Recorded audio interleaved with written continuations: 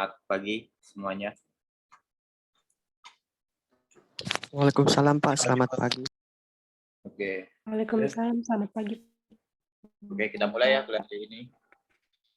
Oke, saya share screen dulu.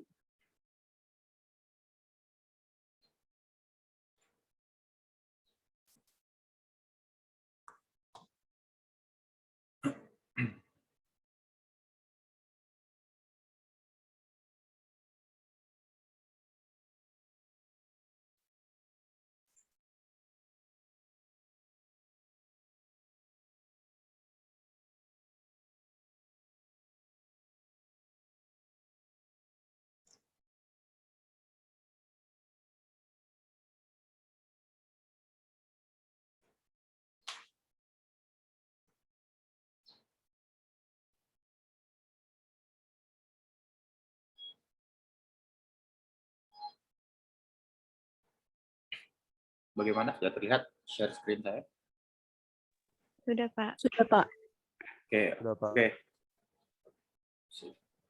Oke, kita mulai kuliah hari ini. Jadi hari ini adalah kuliah pertemuan pertama di kuarter kedua semester 4 program TI ISA CIT Fakultas Teknik Universitas Indonesia.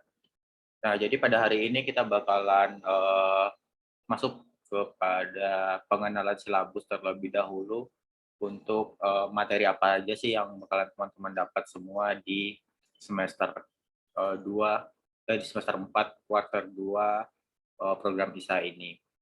Nah, lalu setelah silabus nanti kita bakalan berkenalan sedikit tentang web application karena pada kuarter kedua ini teman-teman bakalan banyak materi ke arah web dan nanti ada beberapa proyek juga yang harus teman-teman kerjakan untuk penilaian di kuarter kedua ini seperti itu. Nah, lalu ini ada beberapa outline untuk pertemuan hari ini. Jadi nantinya kita bakalan pengenal silabus terlebih dahulu. Apa aja sih yang bakalan teman-teman dapat, lalu apa aja sih yang bakalan teman-teman kerjakan di semester 4 kuarter kedua. Karena pada semester 4 ini adalah semester terakhir teman-teman di CIT dan sebentar lagi bakalan lulus juga. Lalu setelah itu kita bakalan masuk ke pengenalan tentang web application, apa aja sih web application itu, seperti apa, lalu aplikasi apa yang digunakan untuk pemrograman si web application ini, seperti itu.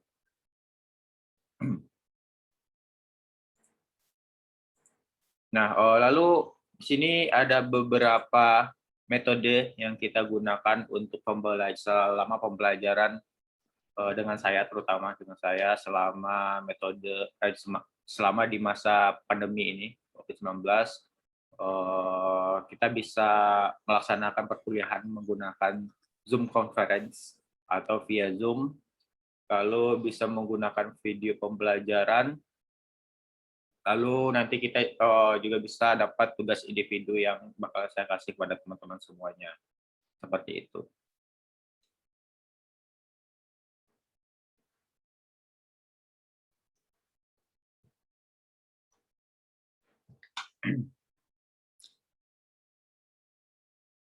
Oke. Oke, sebentar.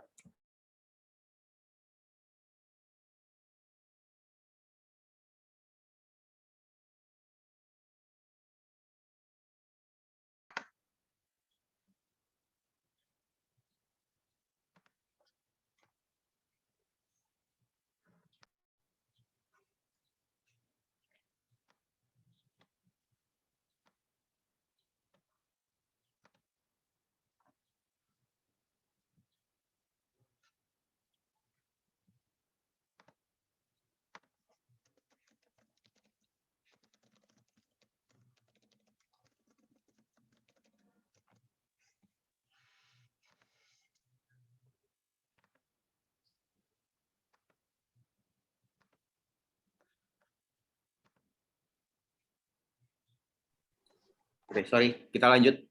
Nah, jadi di sini adalah beberapa silabus untuk di kuarter kedua semester 4 yang bakalan teman-teman lalui. Jadi pertama itu ada web application, yang dimana web application-nya itu materinya tentang pengembangan web, basic menggunakan PHP.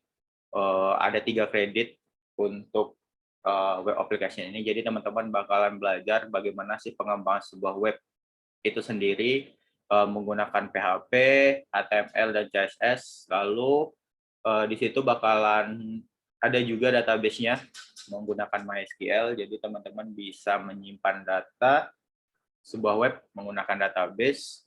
Lalu untuk web application itu sendiri ada juga project. Jadi teman-teman harus mengerjakan project. Itu ada 1 kredit untuk projectnya. Jadi projectnya itu teman-teman diminta untuk membuat sebuah web application yang dimana sudah terkoneksi dengan database yaitu MySQL. Lalu setelah web application, teman-teman bakalan dapat materi yaitu developing enterprise information system using framework, yang dimana ini adalah pengembangan web juga. Bedanya apa antara si web application dengan developing enterprise information system using framework? Kalau yang developing enterprise ini kita menggunakan framework untuk pengembangan web, yaitu CI atau Igniter. Jadi teman-teman bakal mengembangkan sebuah web menggunakan framework. Walaupun dengan CI itu basic dari pengembangan web itu juga menggunakan PHP. Jadi tidak jauh beda sebenarnya. Yang membedakan hanya satu pakai framework, satu lagi tidak pakai framework. Nah, seperti itu. Makanya di web application ini teman-teman bakalan diajarkan terlebih dahulu bagaimana sih dasar-dasar dari pengembangan web itu sendiri, lalu struktur dari pengembangan web itu sendiri, lalu di developing enterprise information system ini teman-teman bakalan menggunakan framework untuk pengembangan webnya, seperti itu.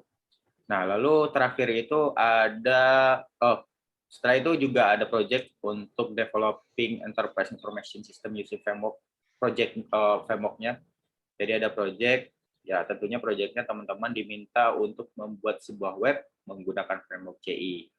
Seperti itu. Nah, lalu terakhir itu ada integration system. Nah, jadi integration system ini sebenarnya seperti tugas akhir. Jadi teman-teman di ISA sebenarnya ada seperti tugas akhir atau proyek akhir yang dimana teman-teman diminta untuk membuat sebuah sistem IoT komplit atau penuh. Nah, sebelumnya kan teman-teman belajar tuh tentang pengembangan aplikasi menggunakan mobile application ataupun desktop. Nah, di quarter ini bakalan belajar tentang web. Nah, jadi teman-teman diminta mengembangkan sebuah aplikasi IoT yang dimana aplikasinya itu tentunya harus ada sensor, lalu ada microcontrollernya, dan nanti bakalan terkoneksi ke UI atau user interface. Bisa itu desktop, bisa itu web, bisa itu mobile application, yang dimana antara si UI-nya ini teman-teman harus create sendiri atau kembangkan sendiri. Sebelumnya kan teman-teman juga sudah belajar tentang IoT platform, yang dimana kalau menggunakan platform kan kita hanya menggunakan atau customize saja si platform tersebut atau aplikasi tersebut, dan kita tinggal pakai saja. Nah, tapi di integration system ini teman-teman harus meng-create sebuah aplikasi sendiri agar teman-teman bisa menyesuaikan user interface dan fitur sesuai dengan kebutuhan sistem teman-teman sendiri, seperti itu. Nah, jadi sebenarnya untuk kuarter kedua ini di semester 4, teman-teman hanya ada 2 modul sebenarnya, 2 modul pembelajaran yang kita tetap muka. Nah, sedangkan integration system ini teman-teman full mengerjakan sebuah project yang dimana projectnya itu bisa teman-teman kerjakan per kelompok. Jadi satu kelompok itu ada 2 orang. Jadi silakan teman-teman sebenarnya udah mulai dari sekarang udah mulai memikirkan apa yang bakal teman-teman create, apa yang bakal teman-teman kembangkan untuk sistem IoT-nya, seperti itu. Jadi sebenarnya seperti tugas akhir dari teman-teman semua. Oke. Oke, jadi dari sini ada yang tanyakan dulu mungkin tentang silabusnya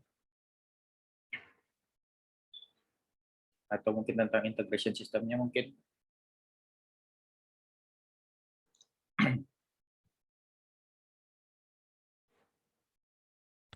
Maaf Pak, Pak, mau mau izin tanya. bertanya. Oke, silakan. Jadi untuk semester ini tetap ada ISAS atau tidak Pak?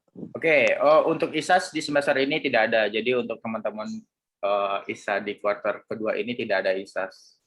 Seperti itu. Paling ada 3 project. Karena 3 project ini aja udah banyak banget nih. Jadi tidak ada ISAS untuk teman-teman ISA. Seperti itu. Baik Pak, terima kasih. Oke, sama-sama. Ada lagi yang mau ditanyakan? Pak, saya masih belum ngerti yang Developing Enterprise Information System using Framework. Oke. Frameworknya itu pakai apa? Oke, untuk developing enterprise information using framework, kita menggunakan CI nantinya. Jadi itu adalah code igniter yang dimana sebenarnya sih basis atau basicnya juga PHP. Jadi teman-teman bakalan menggunakan framework. Jadi kan framework itu fungsinya untuk mempermudah teman-teman dalam mengembangkan sebuah aplikasi atau sistem. Nah, jadi si CI ini menyediakan fitur agar teman-teman mudah untuk mengembangkan si web itu sendiri. Nah, misalkan dengan PHP teman-teman bisa taruhlah bisa 100 baris untuk koneksi ke database atau mengembangkan web dengan database menggunakan framework atau menggunakan CI itu bisa lebih depress setengahnya, bisa 50 atau bahkan pun bisa 30 line misalkan seperti itu. Jadi framework-nya menggunakan CI. Seperti itu.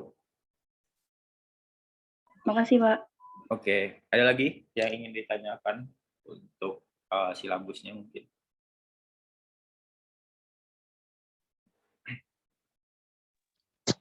Pak, saya Ya. ingin bertanya, Pak. Oke, silakan. Untuk yang integration system ini kan kita buat project akhir gitu kan, Pak? Ya, benar. Jangka waktunya berapa ya, Pak? Paling jangka waktunya itu, bentar, saya lihat kalender akademik dulu.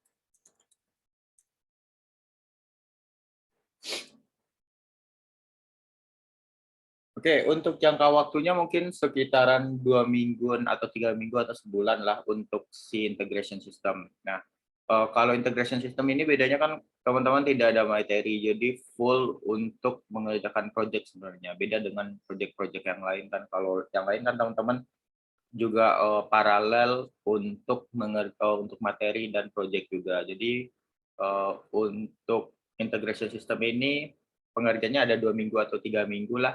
Nah, untuk tanggal pastinya mungkin nanti saya bakalan share deh. Saya juga belum ketemu nih kalender akademiknya. Nah, mungkin nanti saya share tanggal pastinya untuk integration system ini tanggal berapa. Untuk waktu pengerjaannya mungkin 3 minggu atau 2 minggu pastinya. Untuk itunya Pak, bahasanya wajib PHP Pak.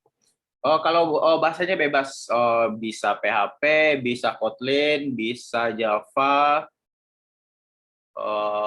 mungkin atau teman-teman juga pakai MIT App Inventor mungkin juga bisa sebenarnya, tidak masalah. Sebenarnya bisa untuk UI-nya bisa apa namanya, bisa Android, bisa desktop, bisa web. Lalu untuk microcontrollernya mungkin teman-teman bisa pakai ESP, pakai C++, atau Raspberry pakai Python, bebas sih sebenarnya.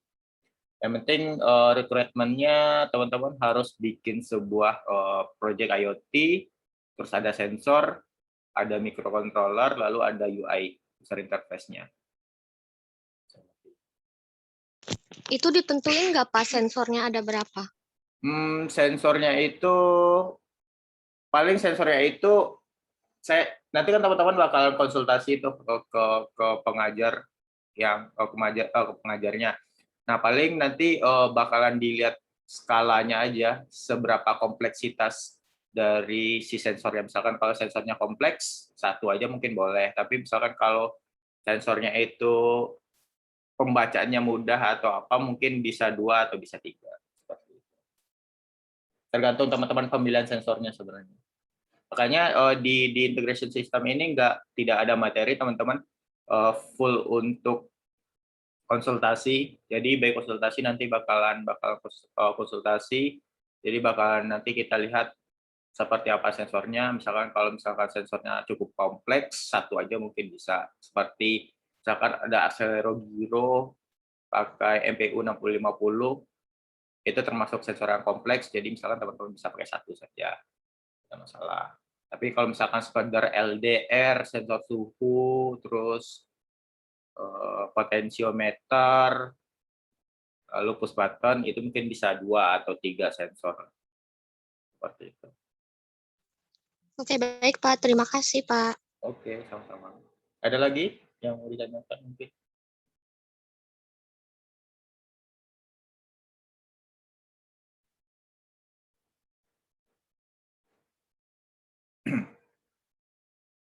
Oke, kalau tidak ada kita lanjut.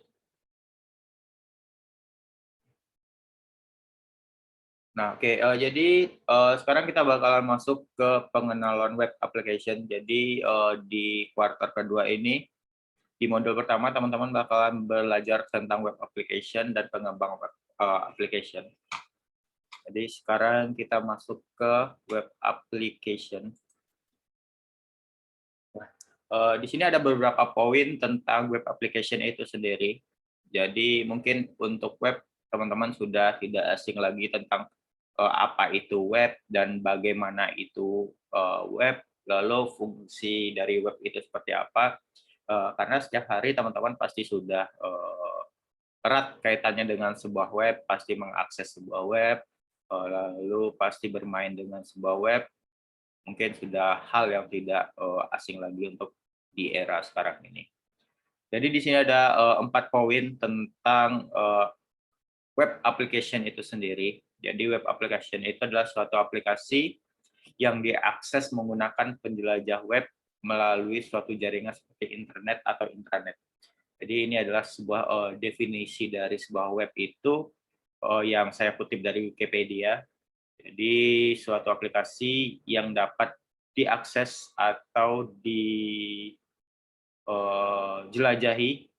oleh sebuah user menggunakan jaringan seperti internet atau intranet. Lalu aplikasi pendukung itu bisa menggunakan browser untuk membaca halaman web yang bakalan teman-teman akses.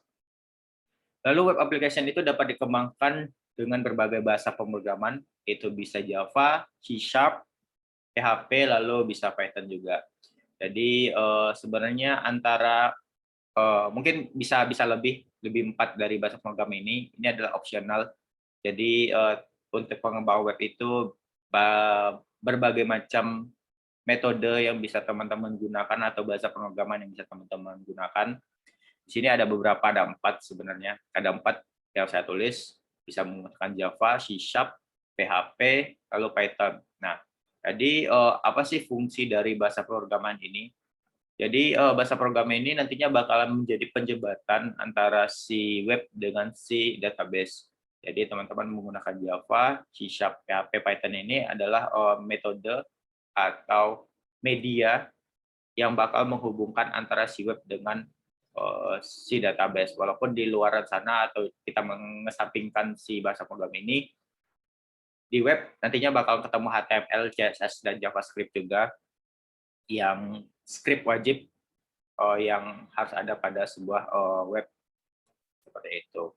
Lalu sebuah web application dibangun menggunakan beberapa komponen yaitu HTML, CSS, dan PHP. Nah, makanya di sini karena materi kita PHP, makanya di sini saya bikin PHP opsional di pengembangan web yang lain. Tapi karena di modul ini kita menggunakan PHP, makanya komponen utama yang bakalan kita create untuk membuat sebuah web application bisa menggunakan HTML, CSS, dan PHP. Seperti itu. Lalu web didesain agar dapat diakses oleh banyak pengguna untuk melakukan pertukaran informasi.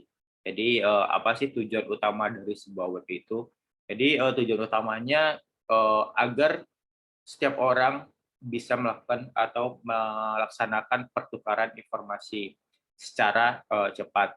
Nah, makanya pada zaman sekarang apapun informasi itu sangat cepat tersebar akibat adanya perkembangan teknologi seperti web saat ini. Seperti itu. Nah, lalu di sini ada beberapa jenis-jenis web application menurut fungsinya. Jadi web itu ada dibedakan menjadi 6 bentuk atau 6 macam.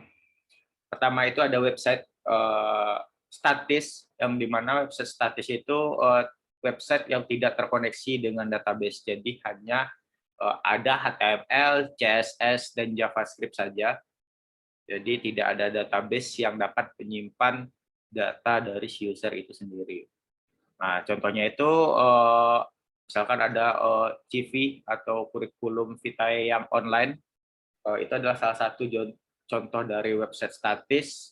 Lalu ada web untuk company profile, yang dimana di situ hanya menjelaskan tentang mungkin tentang web tentang si profile company-nya apa, company itu apa, lalu project-project dari company itu apa, lalu rekanan dari company itu seperti apa, tanpa harus terkoneksi ke database. Jadi itu adalah salah satu contoh dan implementasi dari website statis itu sendiri.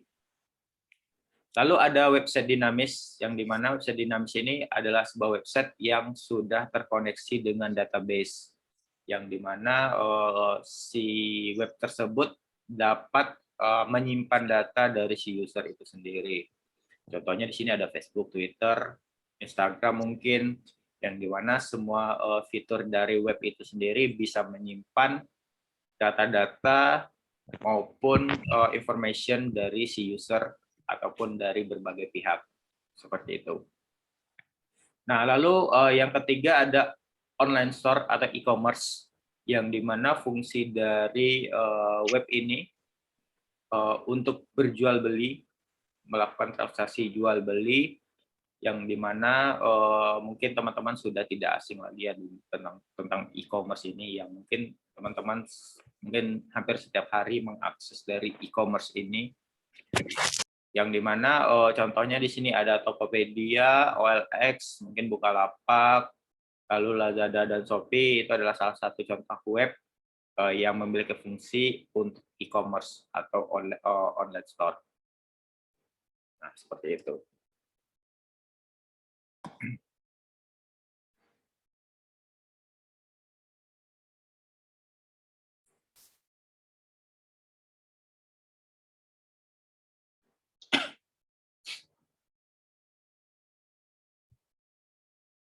Nah, lalu yang keempat ada web portal, yang dimana web portal itu merupakan website yang didesain untuk menyediakan konten berupa informasi atau berita dari berbagai sumber.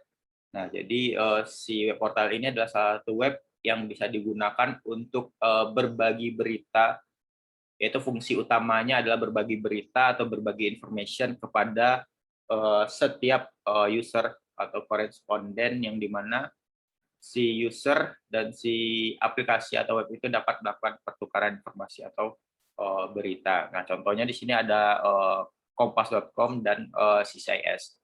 Nah, jadi kompas.com itu adalah salah satu web portal berita yang mungkin teman-teman juga sudah pernah mengakses untuk si web itu sendiri. Kalau CCIS yang teman-teman gunakan itu adalah salah satu contoh dari web portal yang dimana akan ada pertukaran informasi antara user dan si server atau si adminnya yang bakalan menyampaikan berita atau informasi tersebut. Seperti itu. Lalu ada web animasi yang dimana si web ini digunakan untuk keperluan media animasi atau multimedia yang bisa teman-teman pergunakan fiturnya. Nah, contohnya di sini ada Agar.io dan Snack.io. Ini adalah salah satu contoh dari web game yang mungkin kalau misalkan teman-teman pernah main, yang Agar.io itu yang kayak bulat-bulat gitu. Dan misalkan kalau dia dapat bulatan lain, dia bakal semakin besar. Nah, jadi itu adalah salah satu contoh dari web animasi. Lalu ada web dengan CMS. Jadi web dengan CMS itu simpelnya adalah web di dalam web. Jadi dengan web itu teman-teman bisa meng-create sebuah web lagi. Contohnya di sini ada Blogspot dan WordPress. Jadi di Blogspot kan teman-teman bisa meng-create sebuah halaman web lagi untuk teman-teman bisa menyampaikan information atau konten-konten yang bakal teman-teman sampaikan kepada si user yang bakalan mengakses si web teman-teman itu sendiri. Nah, seperti itu. Jadi ada 6 di sini jenis-jenis web application yang dapat teman-teman bedakan menurut dari fitur-fitur dan fungsi-fungsinya, seperti itu. Ya, sampai di sini ada yang tanyakan dulu mungkin tentang web application-nya dan jenis-jenis web application. Saya ingin bertanya, Pak. Ya, silakan. Apakah hanya website statis saja yang tidak terhubung dengan database? Untuk website statis, sebenarnya ini adalah kategori untuk si web dan menurut fitur dan fungsinya. Nah, berarti kalau misalkan sebuah website itu tidak terkoneksi dengan database, jadi hanya ada HTML, CSS, ataupun JavaScript saja, berarti si website itu bisa dikatakan sebagai website statis. Jadi ini adalah kategorinya sebenarnya. Jadi misalkan sebuah web tidak terkoneksi ke database, kita menyebutnya biasanya web statis sih. Jadi sebenarnya penyebutan si web itu berdasarkan fungsinya ini. Seperti itu. Baik, Pak. Terima kasih. Oke, sama-sama. Ada lagi yang mau ditanyakan mungkin?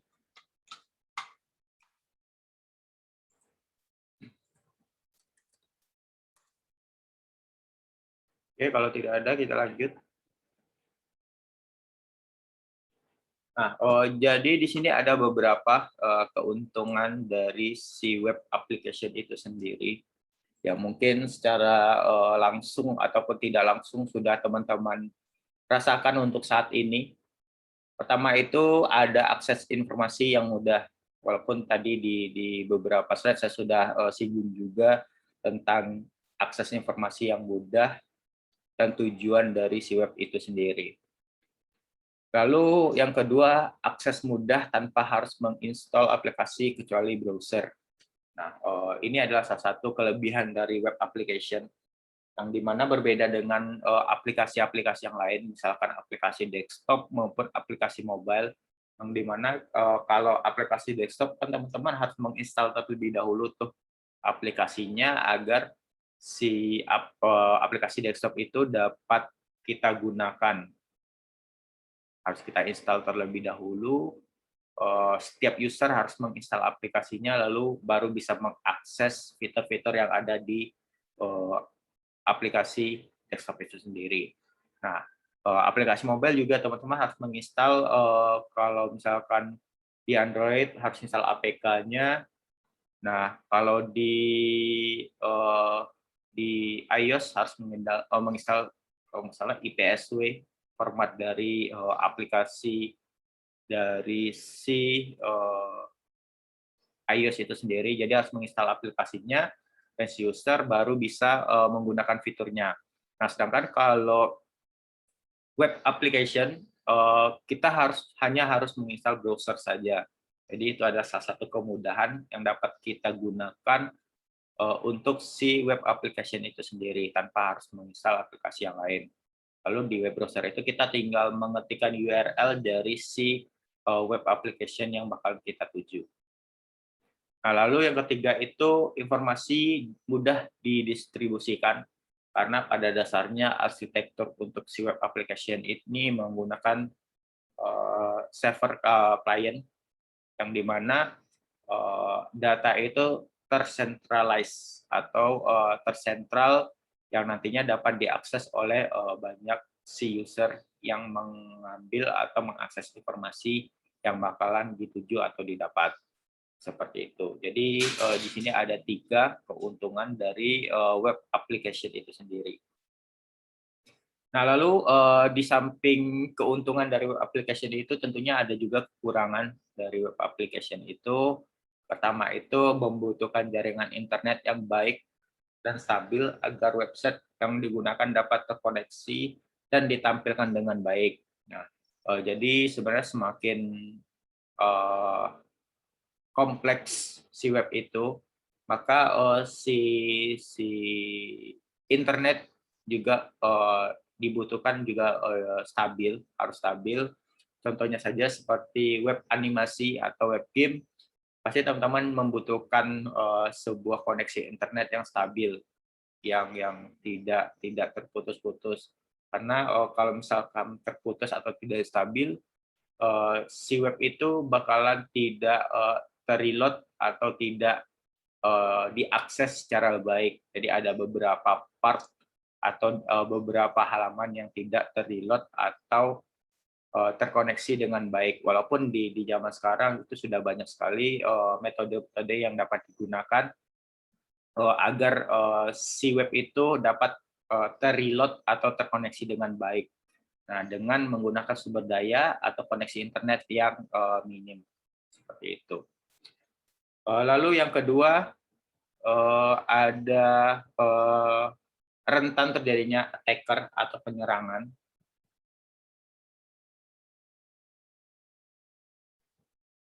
Nah, jadi untuk web application itu tentunya sangat rentan untuk jadi penyerangan. Mungkin teman-teman juga pernah lihat beberapa web-web, khususnya web pemerintahan, yang sering terjadinya penyerangan oleh attacker, yang dimana si attacker itu dapat mengakses server, bahkan mengakses file-file yang ada pada si web itu sendiri.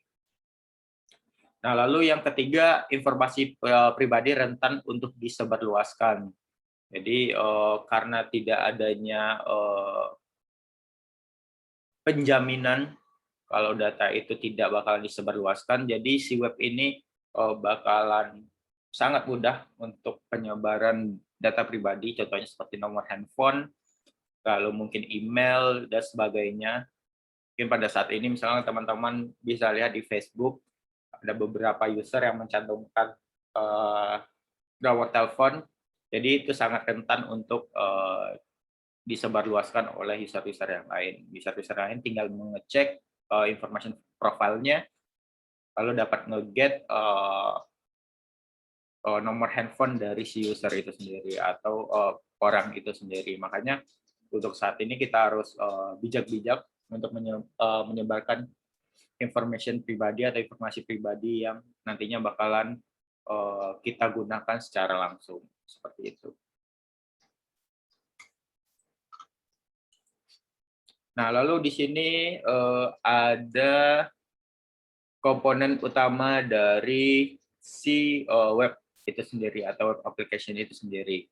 Jadi ini adalah komponen penyusun agar si web itu dapat diakses dan dapat teman-teman rasakan seperti saat ini web-webnya, lalu dapat melakukan pertukaran informasi antara si web dengan server atau dari user dengan user yang lainnya, seperti itu.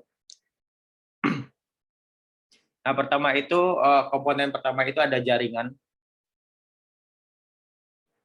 atau network, yang dimana jaringan ini yang bakal mengkoneksikan antara server dan klien untuk pertukaran data. Nah, jaringannya bisa secara lokal mungkin ataupun secara online. Jadi kalau misalkan lokal, si web itu hanya bisa diakses oleh jaringan lokal saja. Jadi misalkan orang-orang di luar jaringan lokal itu tidak dapat mengakses si web itu. Berbeda dengan online, kalau online setiap orang atau setiap user dimanapun berada tanpa harus terkoneksi dengan jaringan lokal itu dapat mengakses web atau mengakses informasi yang ada pada web. Nah, bedanya apa? Kalau misalkan lokal, tentunya untuk cost atau biaya yang digunakan juga tidak terlalu besar. Walaupun di situ untuk akses webnya juga terbatas, sedangkan untuk yang online, teman-teman harus mengeluarkan cost atau biaya ekstra untuk berlangganan hosting mungkin, ataupun berlangganan sebuah domain, yang dimana hosting itu adalah server online yang teman-teman bisa gunakan agar dapat mengakses IP publik dari si server itu sendiri, agar bisa diakses online oleh setiap user. Seperti itu. Nah, lalu yang kedua ada klien, yang dimana yang akan menerima dan mengakses informasi tersebut. Jadi di sini ada klien yang bertindak untuk mendapatkan data atau informasi yang disediakan atau disajikan oleh sebuah server. Seperti itu. Lalu ada server, bisa itu server fisik ataupun cloud, yang dimana dia menyediakan layanan informasi yang nantinya bakalan diakses oleh si klien itu sendiri. Seperti itu. Lalu ada dokumen, yang dimana dokumen ini adalah halaman web yang ditulis dalam bentuk HTML dan menyediakan informasi ke web. Nah, jadi pada dasarnya si HTML ini bisa kita sebut sebagai dokumen. Jadi halaman si web itu berbasis seperti dokumen, yang dimana si browser bakalan menampilkan atau suggest atau menampilkan sebuah dokumen dalam bentuk halaman web. Jadi pada dasarnya si HTML ini ada dokumen, makanya kita juga bisa menyebut HTML ini sebagai script, bukan bahasa pemrograman sih sebenarnya. Dia sebuah script yang nantinya bakal ditampilkan dan dijalankan pada sebuah browser. Seperti itu. Lalu ada protokol, yaitu protokol transfer teks, yaitu HTTP, yang digunakan klien web dan server untuk berkomunikasi antara yang satu dengan yang lainnya. Jadi kita juga membutuhkan protokol untuk pengiriman data atau pembacaan data atau transfer data atau transfer teks, bisa HTTP atau bisa HTTPS, yang digunakan oleh klien dan server untuk pertukaran data. Jadi protokol ini yang nantinya yang bakalan bertindak sebagai transfer teks.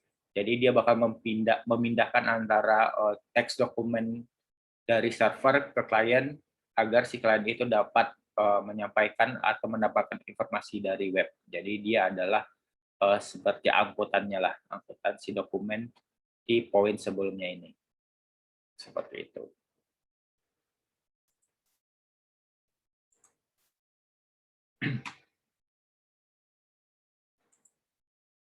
Nah, selanjutnya di sini ada struktur dari pemrograman web. Mungkin di sini ada beberapa analogi tentang struktur pemrograman web application. Jadi di sebuah web itu tidak hanya ada satu bahasa pemrograman atau script saja. Jadi sebuah web itu dikembangkan oleh banyak sekali struktur pemrograman atau struktur script yang nantinya bakalan teman-teman temukan. Nah, berbeda dengan aplikasi desktop, terutama menggunakan Java. Kalau Java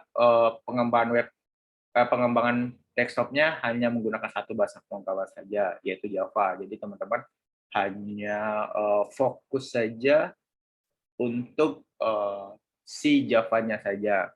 Nah, kalau di web ini agak sedikit berbeda. Jadi untuk web ini ada beberapa segmen-segmen untuk pemrograman web application itu sendiri untuk pengembangan si web itu. Nah, makanya di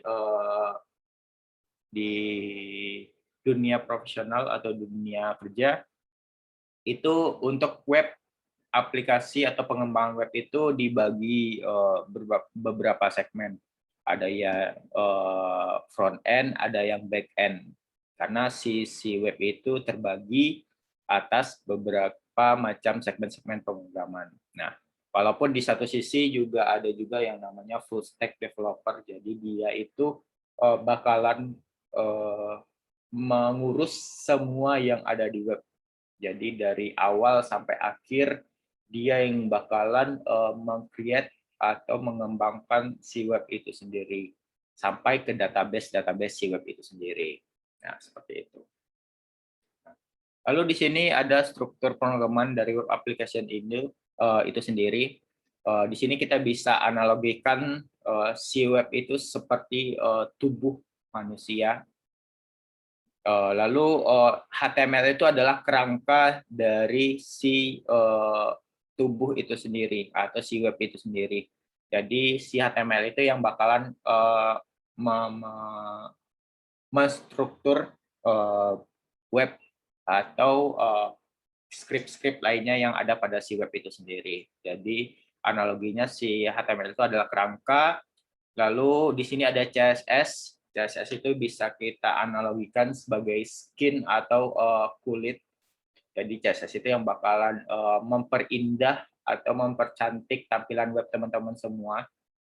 Lalu ada JavaScript sebagai otak dari si web itu sendiri. Jadi JavaScript itu bisa kita gunakan untuk logic, lalu operasi, bisa operasi aritmatika, lalu bisa digunakan untuk nge-get data dari si user atau si pengguna si web itu sendiri.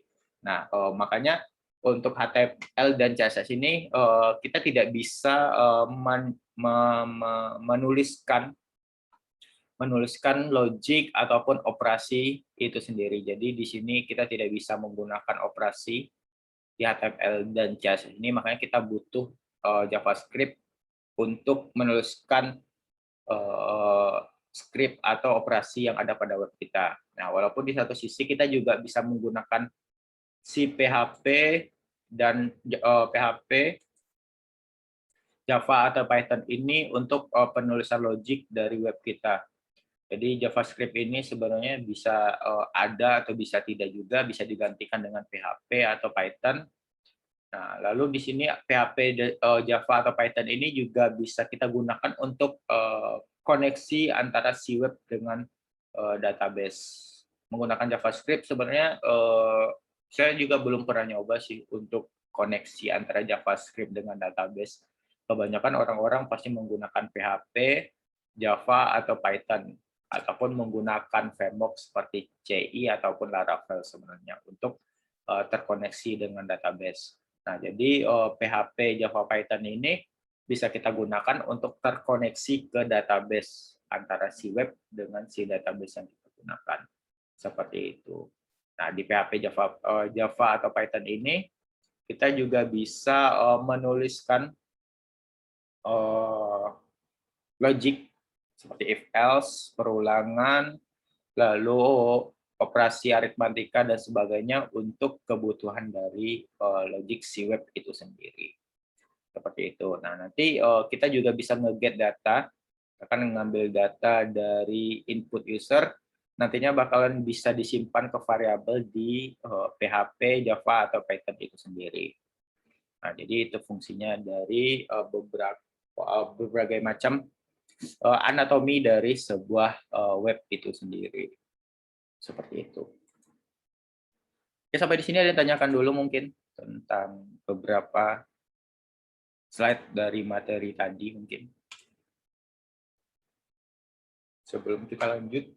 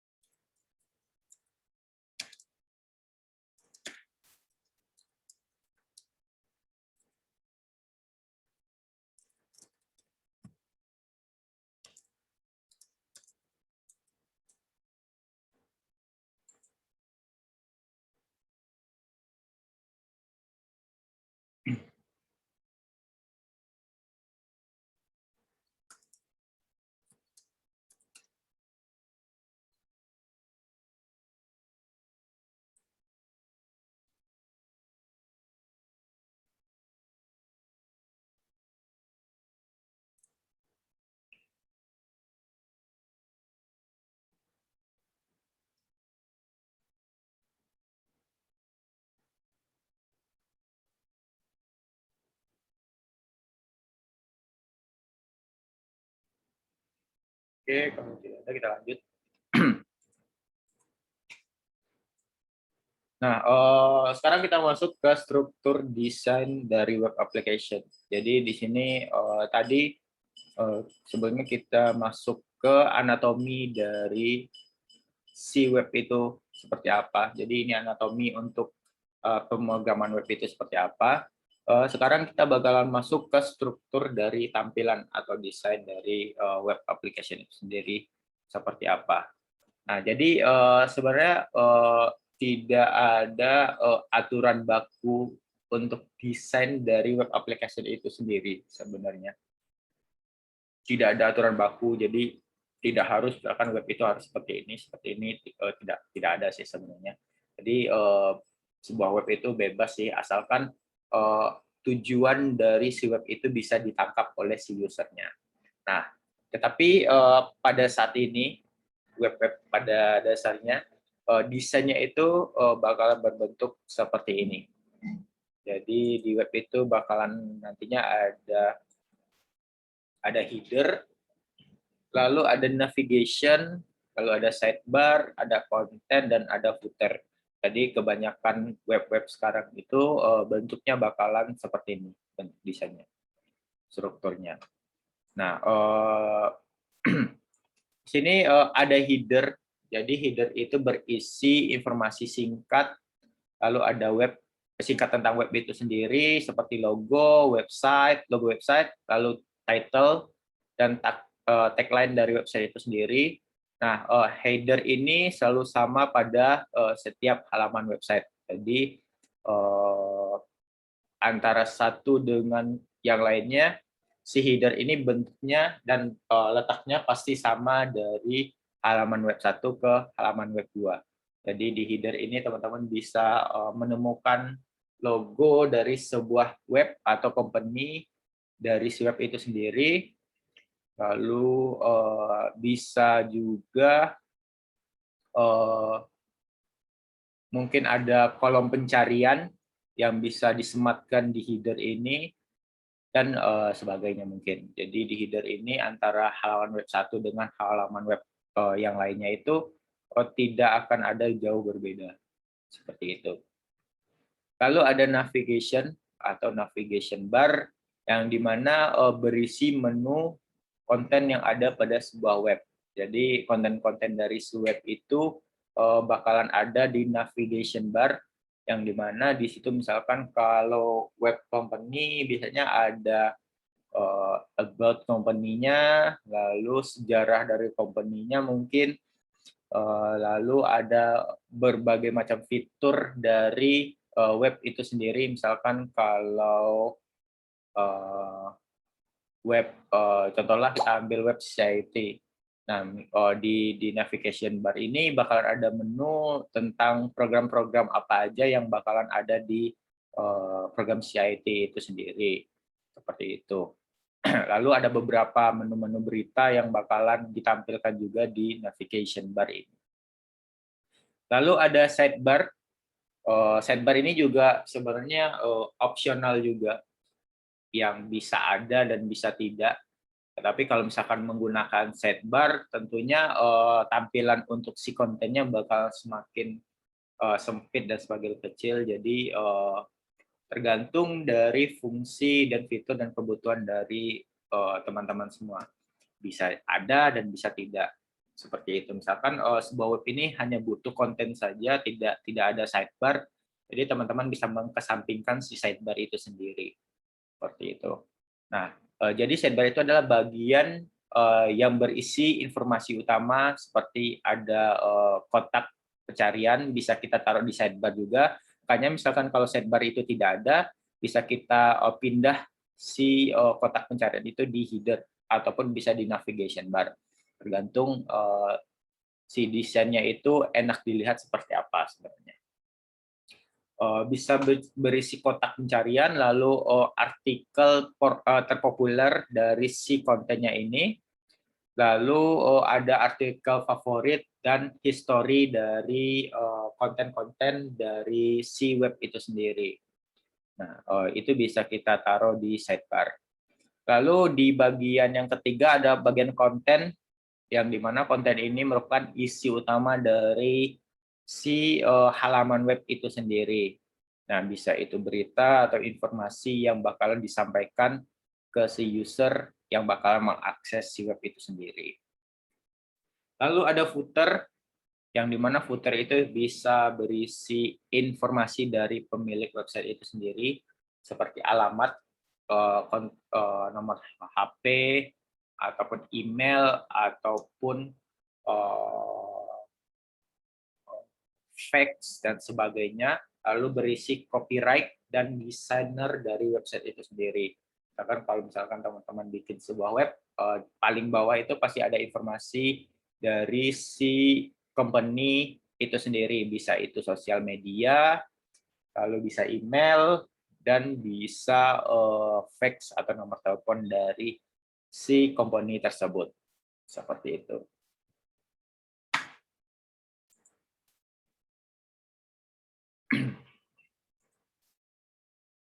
Nah, lalu di sini sedikit tentang cara kerja halaman web itu sendiri. Jadi di sini ada beberapa poin yang digunakan untuk halaman web itu dapat bekerja dengan baik. Seperti itu.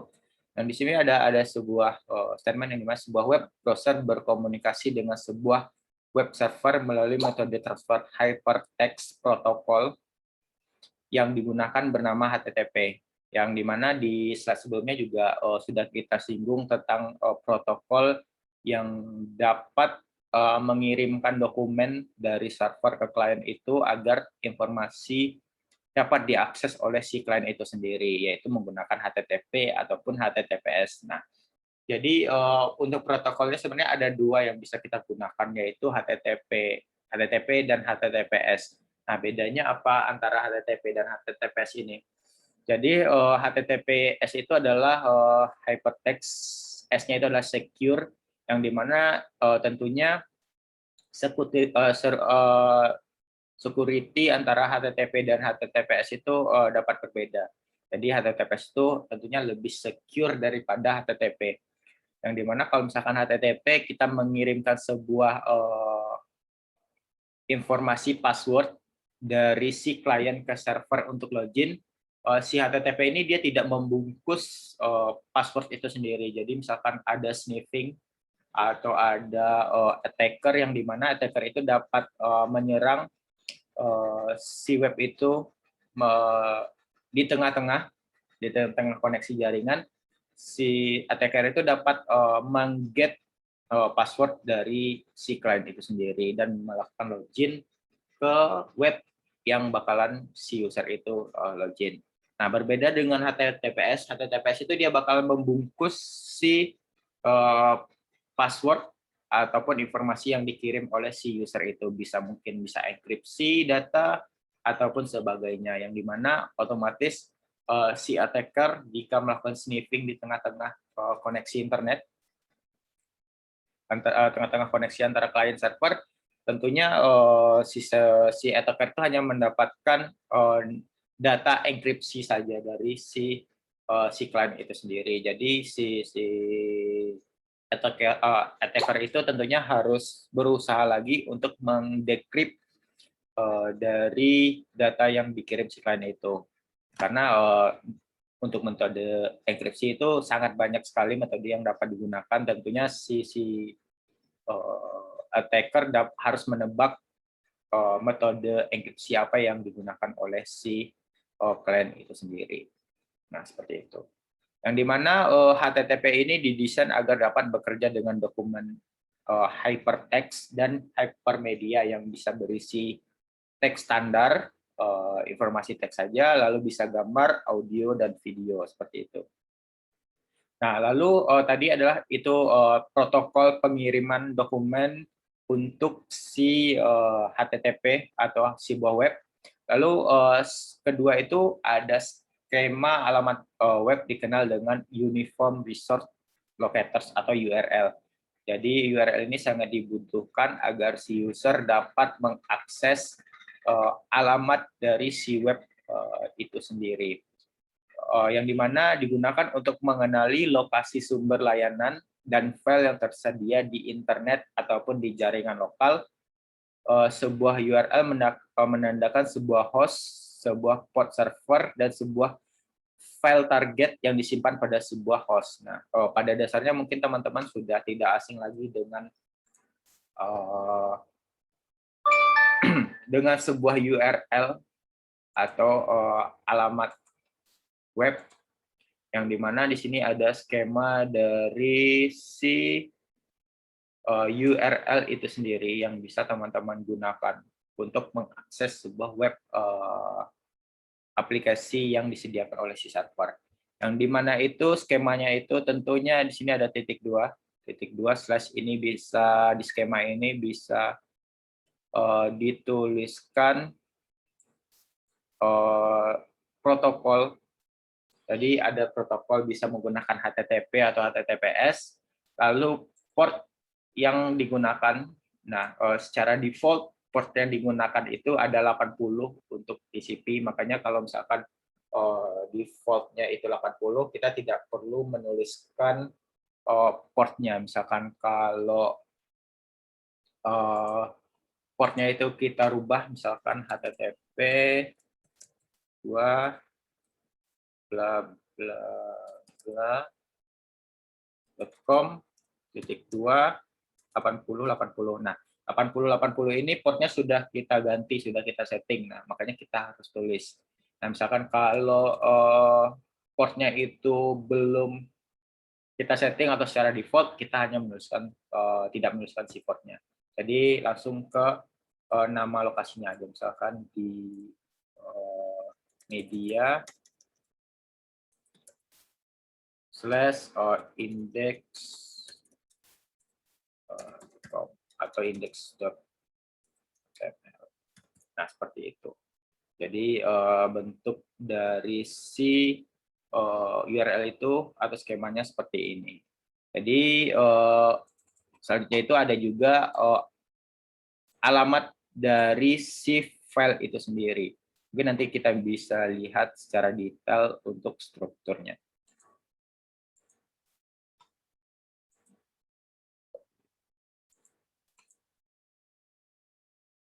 Nah, jadi ini adalah struktur dari sebuah URL itu sendiri. Nah, jadi teman-teman bisa lihat ini adalah strukturnya. Pertama itu ada protokol untuk pengiriman dokumen tadi. Lalu kedua itu ada nama situs. Nama situs itu bisa teman-teman bikin kalau misalkan teman-teman berlangganan sebuah domain untuk sebuah webnya. Lalu yang ketiga itu ada path atau jalur, yang dimana path itu ditandakan dengan slash seperti ini. Slash seperti ini itu adalah path, yang dimana itu adalah lokasi dari web atau file yang bakalan diakses dari si klien itu sendiri. Nah, mungkin sebelumnya teman-teman sudah belajar tentang materi Linux Configuration Server dan beberapa komen-komennya. Secara garis besar itu hampir sama dengan URL. Jadi slash-slash-nya ini menunjukkan lokasi dari direktori si file HTML ini. Nah, seperti itu. Walaupun di server nanti kita misalkan bisa melakukan setting terhadap alias dari si URL ini. Nanti misalkan di server kita juga bisa melakukan memendekkan si URL ini. Misalkan secara defaultnya misalkan http www.index.html ataupun misalkan bisa juga index.php. Nah, secara default kita bisa melakukan setting juga terhadap URL ini pada server. Misalkan pada saat si user pertama kali mengakses si web itu, dia bakalan lari ke halaman URL ini. Jadi tidak perlu melakukan atau mengetik URL sepanjang ini. Jadi ini nantinya bisa kita setting di si servernya sendiri. Seperti itu. Nah, lalu yang keempat ada nama host, yaitu kita menggunakan www, lalu ada nama domain, yang kelima .com, bisa .co.id, bisa .net, dan sebagainya. Lalu keenam itu ada jalur direktori. Lalu yang ketujuh ada dokumen dari si HTML itu. Jadi di yang ketujuh ini adalah file HTML yang bakalan kita akses. Seperti itu.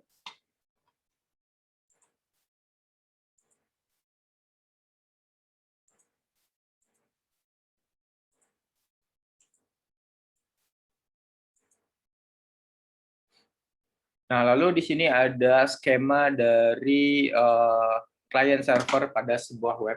Jadi pada dasarnya arsitektur dari sebuah web itu adalah client server, yang dimana si klien ini nah, dimana si klien ini yang nantinya bakalan mengakses sebuah server di sini, sebuah server yang nantinya informasi dari server ini dapat diambil oleh si klien-klien ini. Nah, di server ini isinya apa aja sih? Nah, di si server ini isinya bisa database, lalu bisa file script,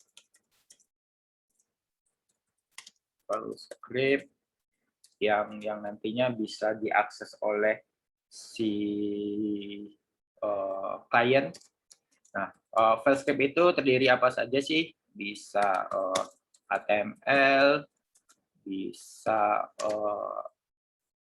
bisa CSS nanti di dalam HTML-nya, lalu bisa JavaScript, lalu bisa PHP. Karena kita belajar menggunakan PHP, jadi di dalam server ini nanti bakalan kita simpan file script yang dapat digunakan untuk diakses web oleh si kliennya. Jadi ada HTML, CSS, JavaScript, dan PHP. Jadi semua file script ini bakal tersimpan pada sebuah server itu sendiri. Seperti itu.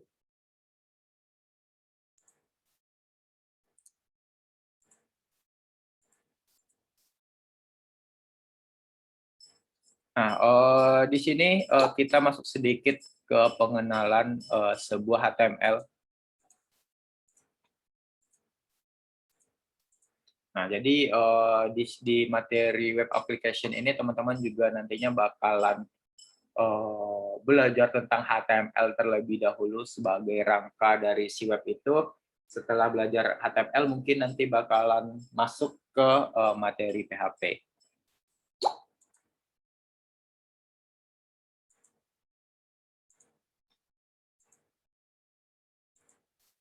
Nah, di sini ada sedikit definisi tentang si HTML itu sendiri.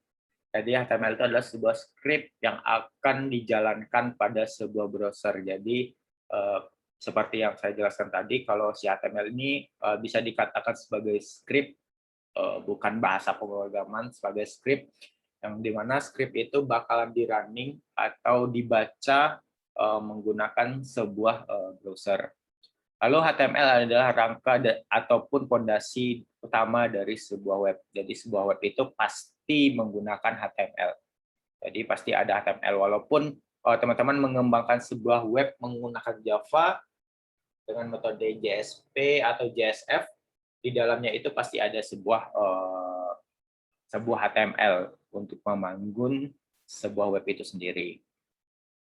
Lalu berbagai macam web browser ada berbagai macam web browser yang dapat menjalankan HTML, seperti Safari, lalu ada Chrome, lalu ada Mozilla Firefox, Internet Explorer, dan sebagainya yang bisa menjalankan atau mendukung HTML di web browser itu sendiri.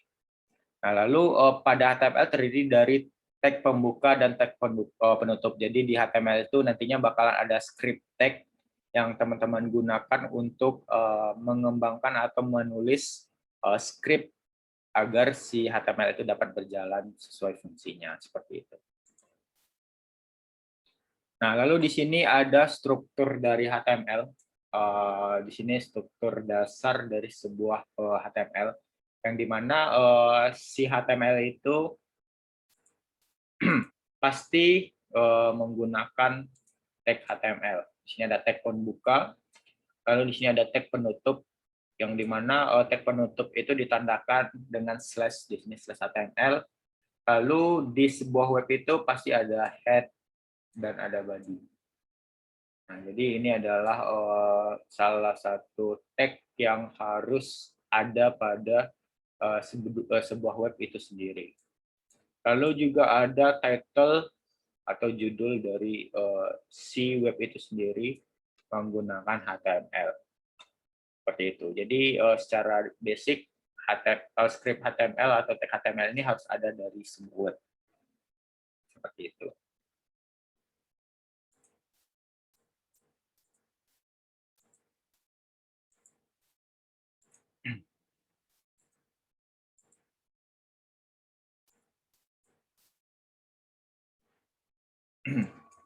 Oke, sampai di sini yang ditanyakan dulu tentang materi beberapa slide tadi tentang HTML, lalu tentang HTML itu sendiri, lalu ada tadi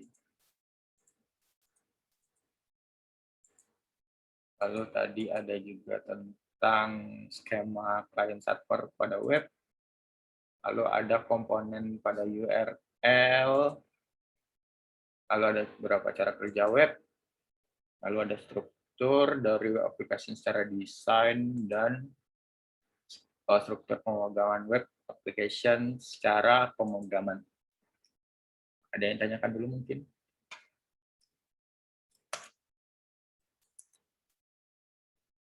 Nah, untuk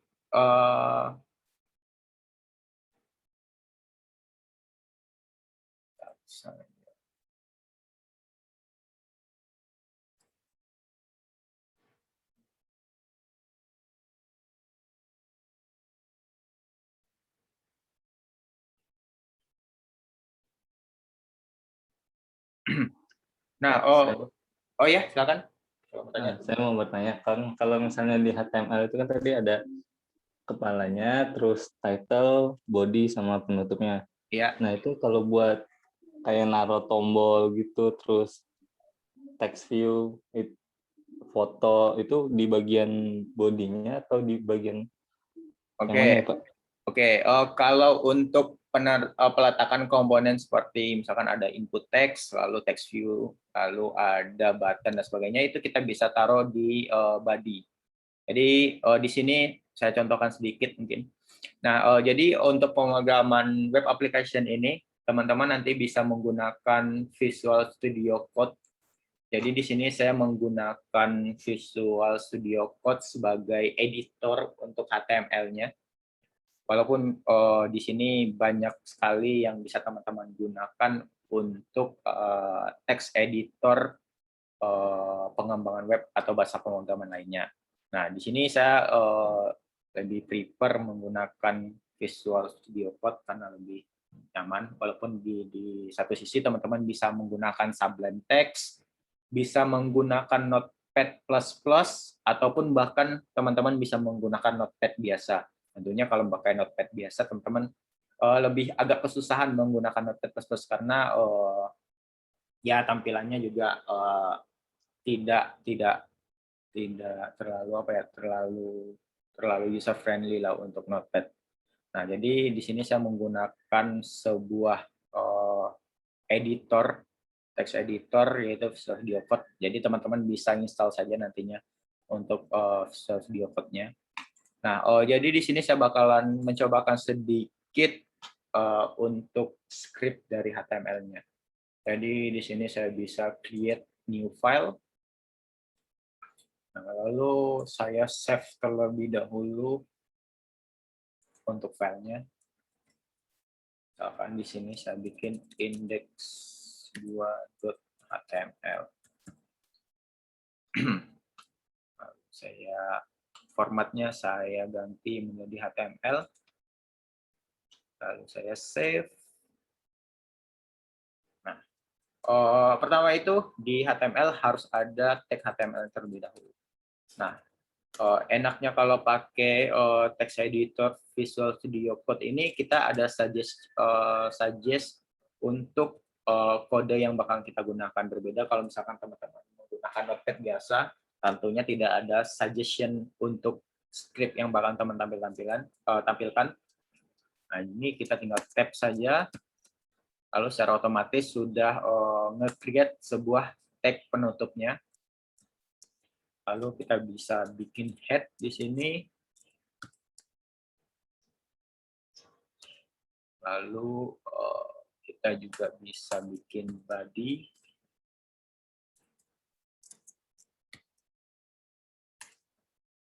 Lalu di sini bisa kita bikin sebuah title.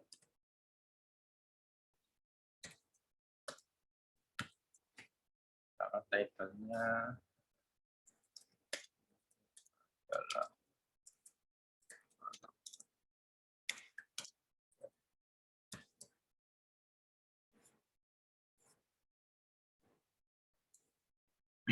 nah, untuk komponen seperti text view dan button tadi, nah teman-teman bisa nge-create di sebuah body di sini. Misalkan di sini saya contohkan, di sini saya pakai tag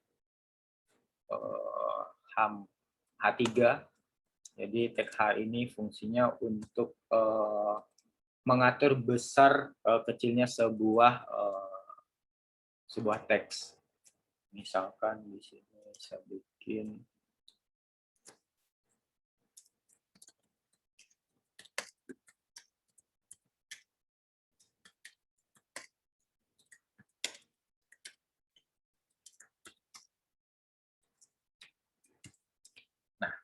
Bentuknya bakalan seperti ini. Jadi teman-teman nantinya bisa masukkan input teks, input dan sebagainya. Saya lupa teks input.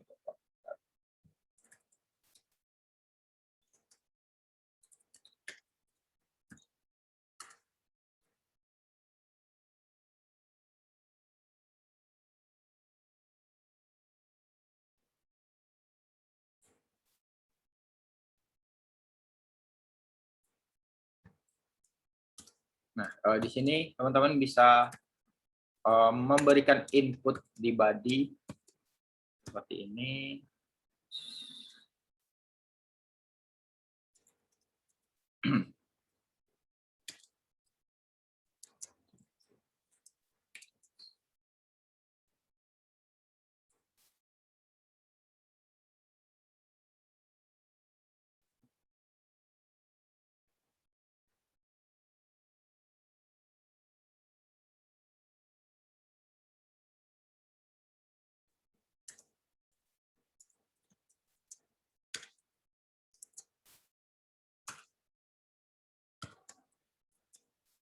Oke, kita coba lihat dulu jalankan.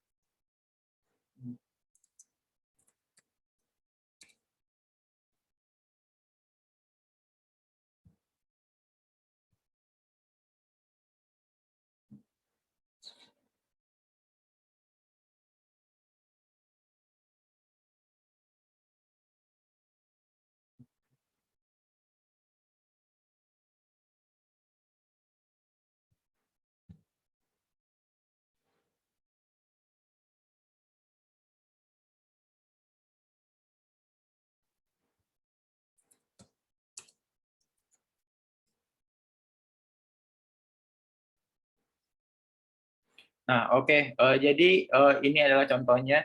Jadi teman-teman bisa nge-create input text dan button itu dalam body.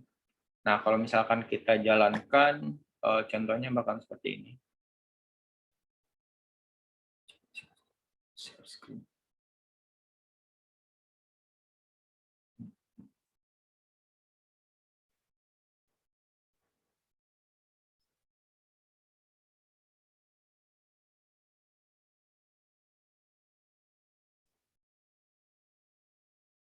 Nah, oke.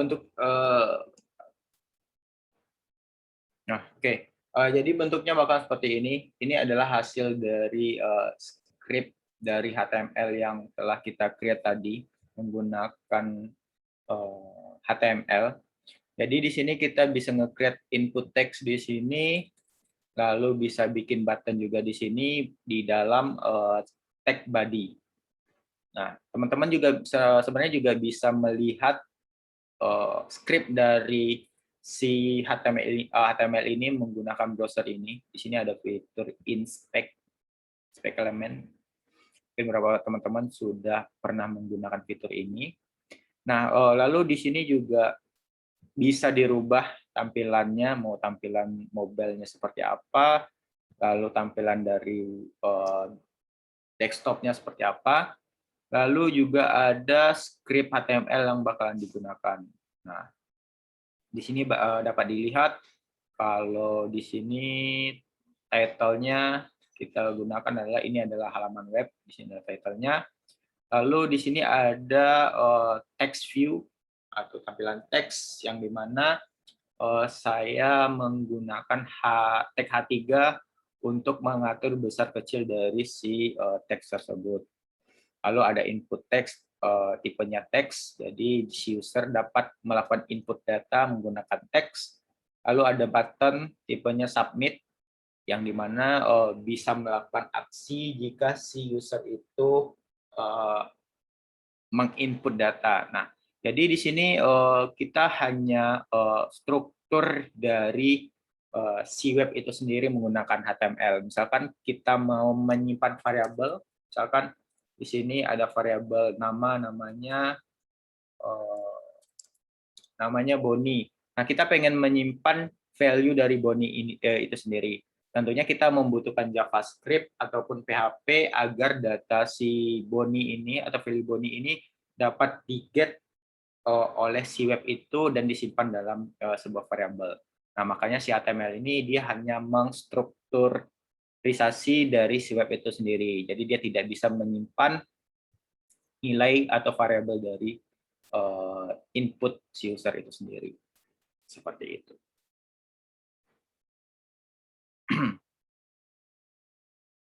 Nah, oke, ada yang tanyakan lagi mungkin?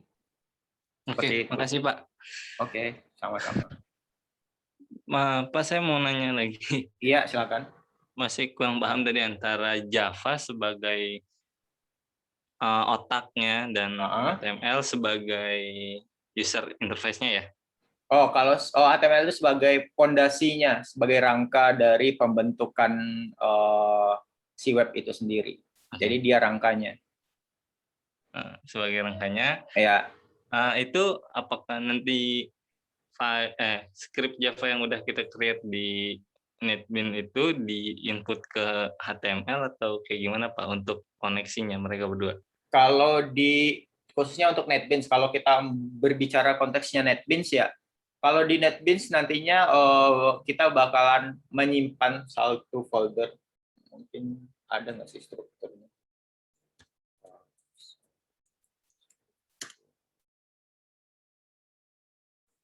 Yes.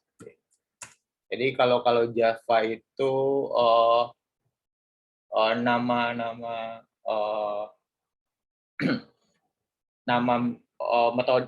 metode pengembangan webnya itu namanya JSP. Jadi kalau di Java itu namanya JSP. Kalau misalkan di Visual Studio namanya ada ASP.NET. Nah, jadi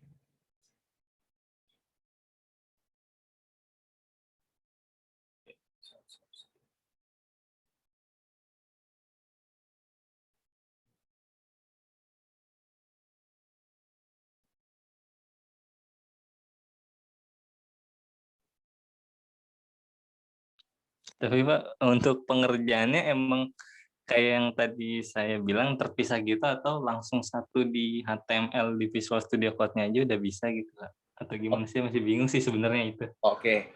Untuk pengerjaannya kalau misalkan antara file HTML, CSS dan misalkan taruhlah kita pakai PHP ya karena kita materi PHP, nanti bakalan ada file terpisah. Walaupun di satu sisi dia juga bisa disatukan antara HTML, CSS dan PHP, tetapi ada juga yang bakalan nantinya terpisah karena kalau misalkan kita gabungkan itu dia bakal semakin banyak kode program yang bakalan kita gunakan. Nah, nantinya kita bakal memisah antara si file CSS dan HTML dan PHP itu. Nah, fungsinya apa? Sebenarnya fungsinya agar nantinya kita bisa mempermudah kita troubleshooting aja sih sebenarnya. Nah, misalkan kalau kita satukan, dia itu bakal jadi tambah panjang.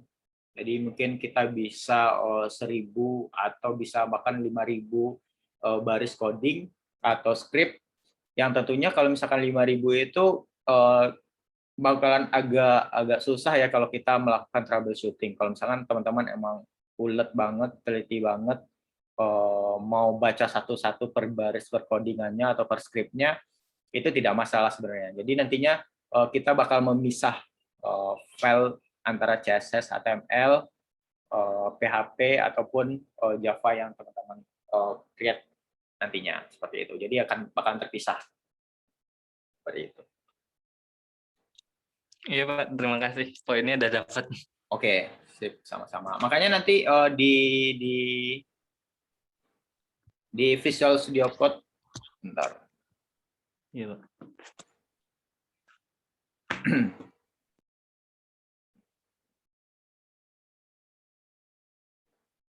Nah, makanya nanti di Visual Studio Code itu ada fitur yang namanya open folder. Taruhlah misalkan di sini saya buka folder. Shift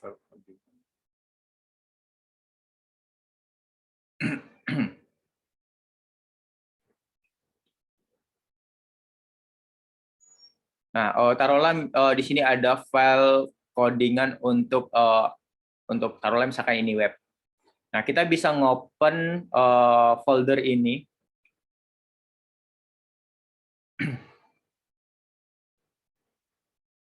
Nah, yang dimana folder ini nantinya bakalan membaca semua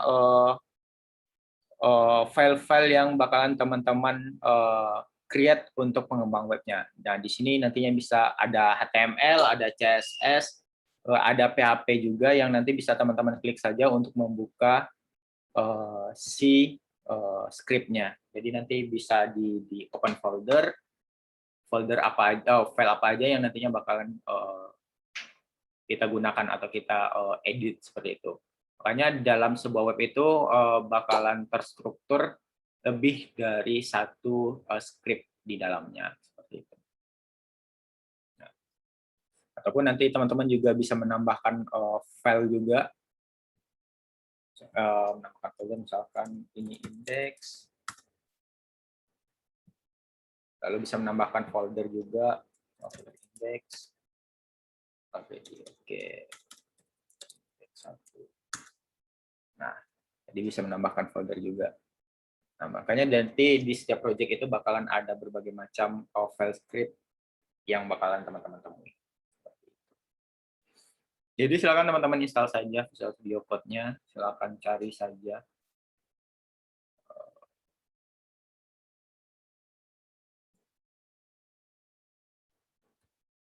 Cari saja Visual Studio Code. Dan Visual Studio Code ini juga tidak terlalu berat, ini sangat ringan sebenarnya. Jadi teman-teman tidak perlu khawatir tentang resource yang digunakan untuk install si Visual Studio Code ini. Jadi ini sangat ringan. Jadi teman-teman tidak perlu khawatir. Nah, jadi di sini teman-teman bisa download saja, lalu silakan download disesuaikan dengan sistem operasi yang teman-teman gunakan seperti apa, silakan di-download saja. Gitu. Dan juga teman-teman nantinya juga bakalan membutuhkan XMPP juga untuk database-nya.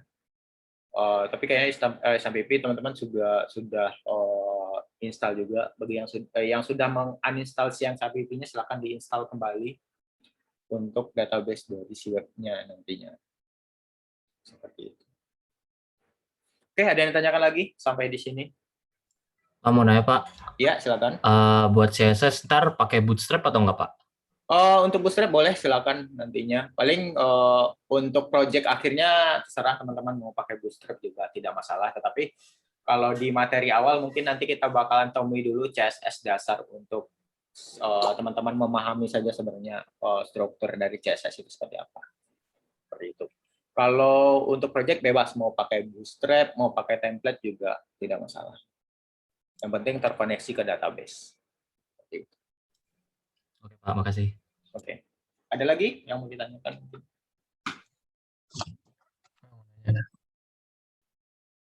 Ya, silakan. Bedanya VS Code sama CI apa? Itu dari fiturnya. Oh, CI framework apa CI? Bentar, editor.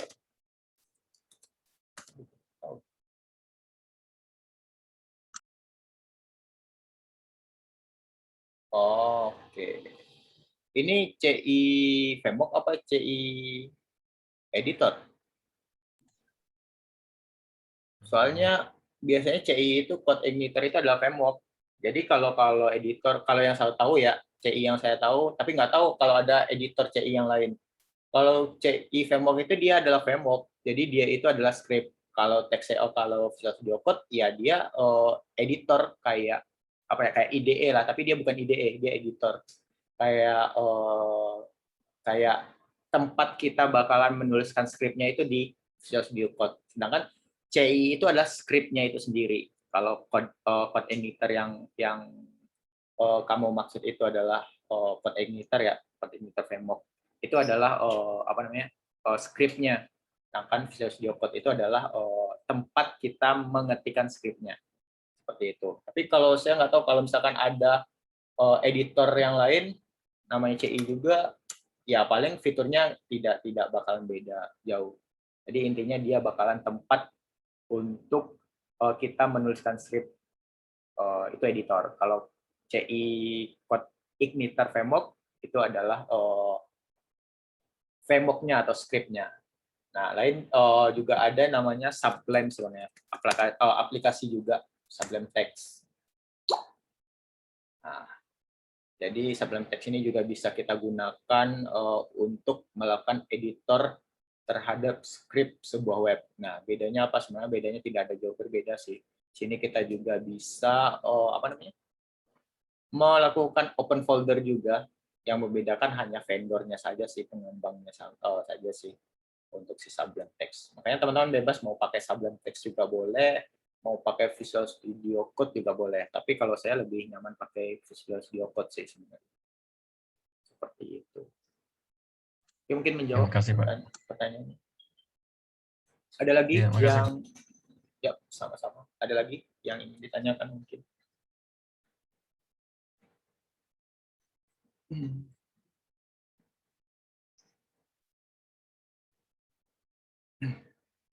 Oke, kalau tidak ada, sekarang udah 10.06, 10.07. Oke, mungkin saya akhiri aja pertemuan hari ini sampai di sini. Jadi tugas teman-teman hari ini silakan diinstal Visual Studio Code ataupun Sublime Text-nya untuk pertemuan berikutnya.